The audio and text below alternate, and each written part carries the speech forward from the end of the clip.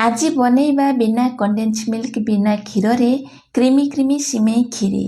आज creamy texture वाला सिमेई खीरी बनैबा पई प्रथमे गोटे चमच देसी गुआ घिउ को दबा आ अल्प किछि ड्राई फ्रूट्स दे भाजिकी काढ़ी रखी नबा। से बड़का घी रे गोटे गिना सिमेई की दबा आ सिमेई टिके कलर चेंज हवा पर्यंत भाजी नबा। सिमेई को अधिक डार्क कलर करबानी एमिति ही रखिबा। टिके कलर चेंज हो गला परे गोटे पात्र काढ़ी नबा आ खीर रे जेतिकी मीठा खाइबा को पसंद करिवे से हिसाब रे आधा चीनी के हमें कैरामेल करबा जेमिति खीर रे भल गोटे कलर आसीबो। आ बाकी चीनी को हमें परे व्यवहार करबा।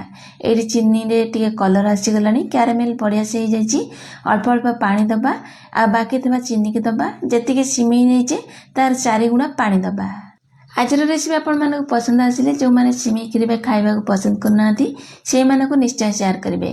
एडी पानी दे साइला परे रूम टेम्परेचर बा नॉर्मल टेम्परेचर जेतले पानी थिबो गोटे गिना अमूल को दबा आ गोळे नबा। जेतले अमूल बढ़िया से गोळे हिजिबो बा मेल्ट हिजिबो पानी रे भल फ्लेवर पई 2-4 गुजराती गुंड करी दबा। भाजी रखता सिमेई की दबा और सिमेई को फुटिया पई छाडी नबा। एबे कंटीन्यूअसली गोळेबा। जेहेतु आम मीठा जिनस बनाऊे टेस्ट को बालांस करने अल्प किसी लुण को दबा कोड़े नबा। एठी मु किछि काजू को भिजे रखिथिली याकू दबा अल्प पानी देके चिकन करी बाटी आनिबा। एबे भाजी रखिता ड्राई फ्रूट्स दबा बाटी रखिथिबा काजूर पेस्ट को दबा 5-10 मिनिट कोड़े की फुटै देला परे आमर क्रीमी टेक्सचर वाला सिमेई खीरी पूरा रेडी।